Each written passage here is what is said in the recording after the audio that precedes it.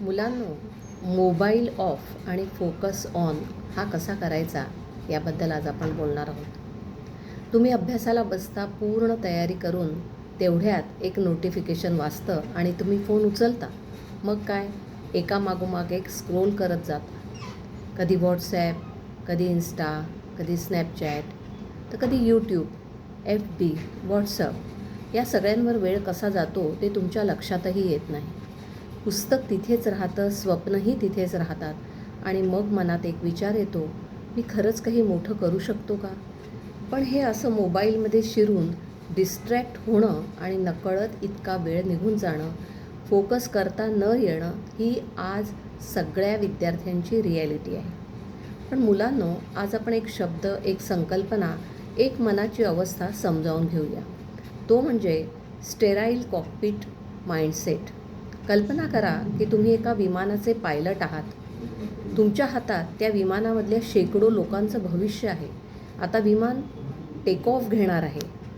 मग अशा महत्त्वाच्या क्षणी तुम्ही व्हॉट्सअप पाहाल का? इंस्टाग्राम स्क्रोल कराल का? नाही ना. कारण तुम्हाला माहीत आहे की त्या काही मिनिटांचा फोकस म्हणजे जीवन आणि मृत्यू यांच्यामधला फरक आहे. आता स्वतःला विचारा, तुमचं भविष्य त्याच्यापेक्षा काही कमी महत्त्वाचं आहे का?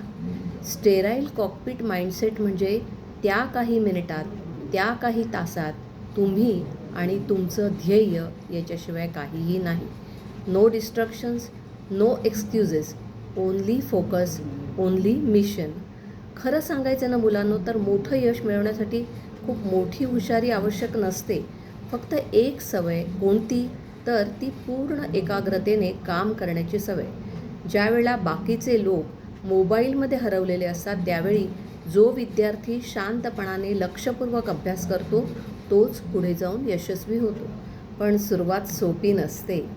मन भटकतं, कंटाळा येतो, मोबाईल हातात घ्यावासा वाटतो. पण त्या क्षणीच तुमची परीक्षा असते, खरी परीक्षा असते.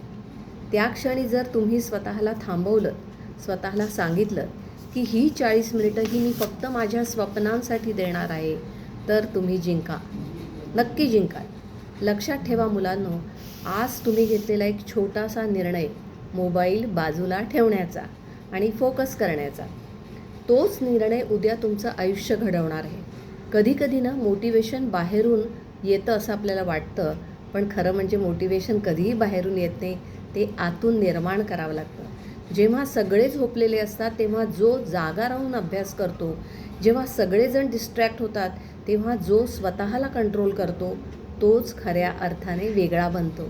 आता तुम्ही ठरवा की तुम्हाला सर्वसाधारण ऑर्डिनरी राहायचं आहे का एक्स्ट्रा ऑर्डिनरी बनायचं आहे.